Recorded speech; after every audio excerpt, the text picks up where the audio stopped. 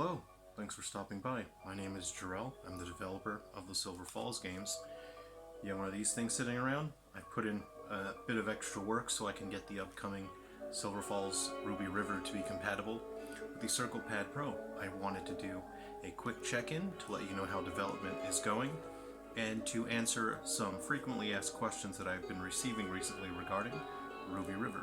So this past week I worked through the holidays, so the entire month I've been working 130 hours a week just to try and get all of this done. Gaiden Deathly Delusion Destroyers was an immense amount of work. It's hugely complex. That took an obscene amount of work to get that finished in time. And Ruby River, as of tonight, is 99% finished. Tomorrow I just have one or two features to finish. I didn't even have the theme song composed and mixed until this afternoon, so I finished the theme song for Ruby River just today. I have that playing in the background here. And yes, I've put in extra hours because I wanted to try and get in all the features that I wanted to get into the game without having to leave anything out in terms of mechanical features. So there obviously is going to be a fair bit of content, like any game development project, where you're just going to have to leave some things out in order to get your product finished in time. So what I finished today, it was a massive sprint to get this all done. There is connectivity between Ruby River and Gaiden Deathly Delusion Destroyers. So again, when you get the game on the eShop, both games will come bundled together. You'll have Gaiden Deathly Delusion Destroyers and Ruby River. You'll select the title that you'll play from a selection screen. And with Ruby River, there is a weather and an armor system. So there are different weather conditions, and as certain weather conditions occur in the environment, you'll have to craft armor, or your health or your stamina will continually drop. So say for example, if it's raining, your health will keep dropping, which is pretty bad because that's going to put a strain on your food, which you generally have a pretty low supply of, and it takes a while to forage for food items. So you'll want to gather as much resources as you can so you can create a raincoat. How armor works in Ruby River is while your character is wearing armor, they'll have the boosts from that armor, whether it's protection from the environment or stat boosts. And when an enemy hits you, if you are wearing armor, your health won't deplete, but your armor will deplete. And if your armor is depleted, then it'll be destroyed. If you have the materials, you can repair your armor. And if your armor is at full health, I suppose, 100% health, if you try to craft that armor again, it'll actually enhance it, and it'll give it double the amount of health. So you can actually preload your armor and enhance that. Now, regarding the connectivity between Ruby River and Gaiden Deathly Delusion Destroyers, I don't want to spoil that too much. I'll let all of you explore that for yourselves, but you will be able to send armor that you create in Ruby River from crafting these materials. You'll be able to put that item in a box and send it down the river, and then the characters in Gaiden Deathly Delusion Destroyers will be able to use this armor that you crafted in Ruby River. These are armor that have special abilities that won't be available otherwise. So if you're just playing Gaiden Deathly Delusion Destroyers, you won't have access to that armor. You'll have to play Ruby River, craft the armor, and then send it over. So this is confirmation and reveal that Ruby River and Gaiden Deathly Delusion Destroyers take place at exactly the same time. So, to answer a few questions regarding Ruby River, let me just have a look off screen here. Let's see. I have had people ask if there's a build limit in terms of the height for Ruby River, and there is not. You can build as high as you would like, assuming you have the materials for that. So, yes, the sky is the limit. As long as you can chop down enough trees and crunch up enough rocks. Let's see here. Someone asked, are there guns? Yes, there will be a pistol, a rifle, and a shotgun. And there will be 2 elemental weapons. So fans of Silver Falls signature elemental weapons, there will be 2. I'll let you find that for yourselves. And in terms of where you get the ammunition from, because Ruby River is focused on creating the sense of isolation and you're stranded in the wilderness, it's going to be quite difficult to find ammunition. You won't be able to just find it lying around on the ground. So how you are able to source that, again, I'll let you explore that for yourselves when you're able to play the game. Alright, someone asked, will there be multiple players for, or playable characters for Ruby River? So, no, there's only one playable character for Ruby River, and you have one set of stats, a character with just universal mechanics and behavior. There are no multiple playable characters.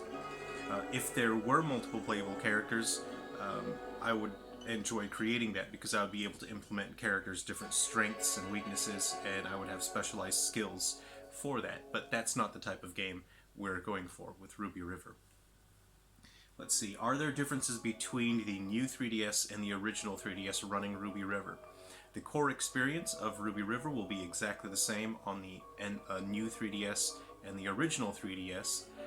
However, on the original 3DS, there will be less environmental graphics. So there will be less trees to cut down, less bushes to cut, less rocks to break, but the design of the game takes that into account, and it gives you more materials for each object that you are harvesting.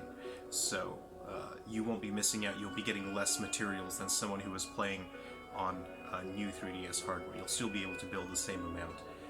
In terms of, say, for example, environmental effects like fog and grass on the ground, I had to exclude those from the original 3DS because it was putting a strain on the memory and causing the hardware to crash.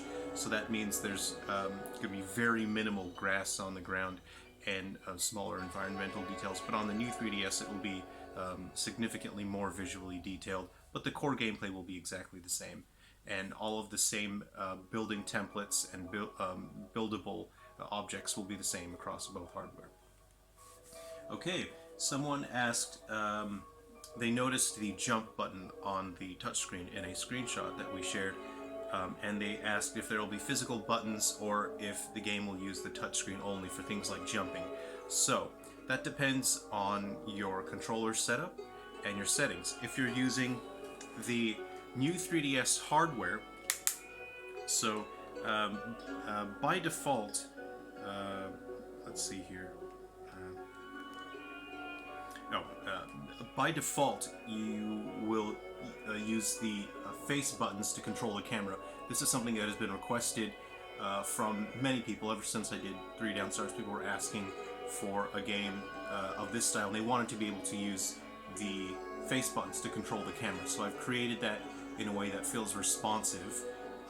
That is a default setting, but you can also use the C stick to control the camera, and you can enable an option to where you can use the face buttons for actions. So you can use the buttons for jumping, controlling your moving speed, and you can control with the ZR and the ZL buttons as well.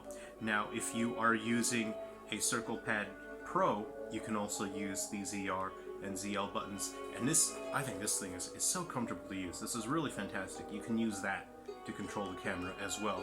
If you did not have access to the Circle Pad Pro, then you will be restricted to using the touchscreen in order to access the jump button and a couple other functions of the characters as well. So that's basically what I wanted to share today, and I just wanted to thank you all for your support. Thank you for sharing the games with everyone. Thank you for buying the games and enjoying them.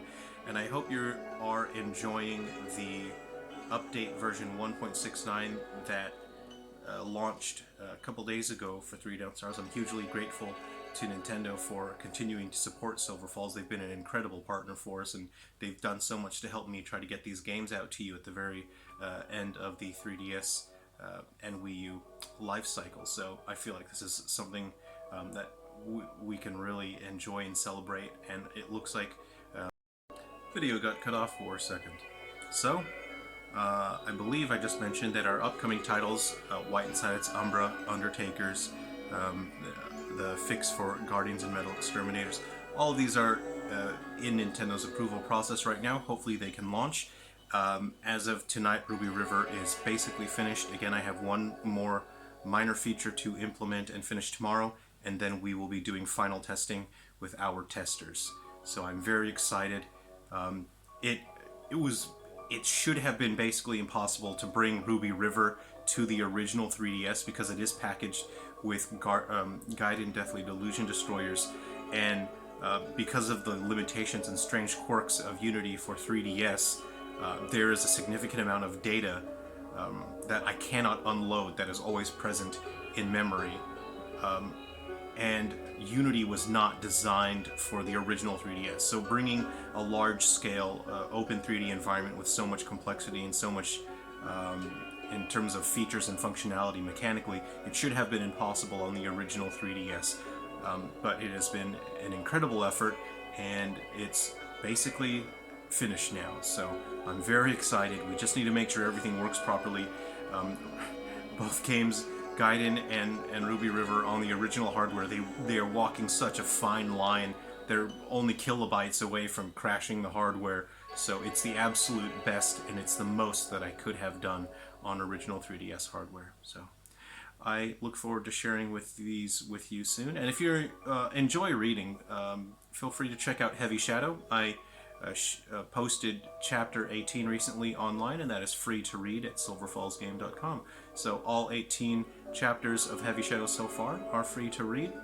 I wanted to have that finished this year so I could start selling the paperbacks and hardcovers, but unfortunately I haven't had enough time outside of developing these games. So thank you, everyone, and please be careful. Be responsible as you're celebrating the new year. I'm not sure if I'll be able to check in with you again before the end of the new year. So, celebrate responsibly, and especially if you're partying. You don't want to be in a situation where maybe you've had too much to drink and then you end up kissing your uncle's best friend or something. So take care of yourselves, be well, and Happy New Year. We'll see you soon in Silver Falls, everyone.